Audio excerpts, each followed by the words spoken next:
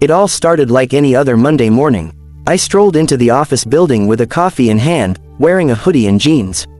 Nothing fancy. I liked staying low-key. What people didn't know, however, was that I wasn't just another employee, I was the new owner of the entire building.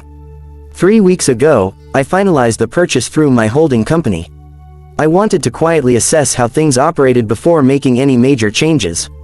What I didn't expect was to meet her, the infamous Karen, from the HOA board, who managed the property with the iron fist of a 19th century monarch.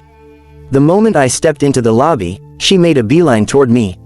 "You can't wear that in here," she barked, blocking my path. "This isn't a skate park." I was taken aback. "I work here," I replied calmly. "Not anymore," she snapped. "This is a professional building. We're cracking down on your type." "My type?" I raised an eyebrow but stayed silent. "I'm calling building security," she added, already on her walkie-talkie. "You're being trespassed." The building guard, Dave, who I'd met during an early inspection, walked up awkwardly. He recognized me immediately but stayed professional. "Ma'am," he said, "are you sure you want to trespass him?" Karen scoffed. "Positive. He doesn't belong here." Dave looked at me, then back at her. "You might want to double-check."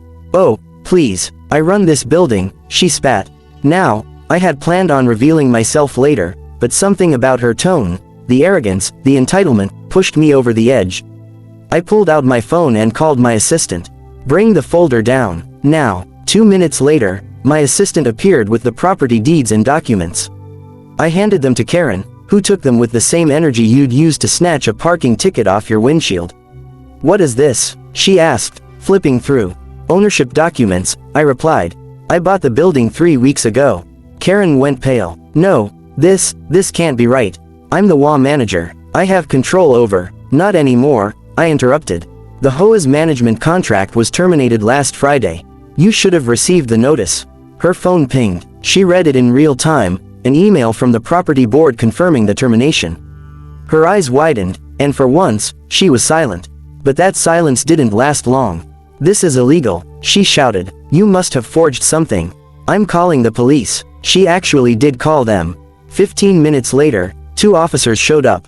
Karen ran to them dramatically, ranting about trespassing, forgery, and harassment. The officers patiently listened. Then I handed them the ownership documents and identification. After reviewing everything, one officer turned to Karen.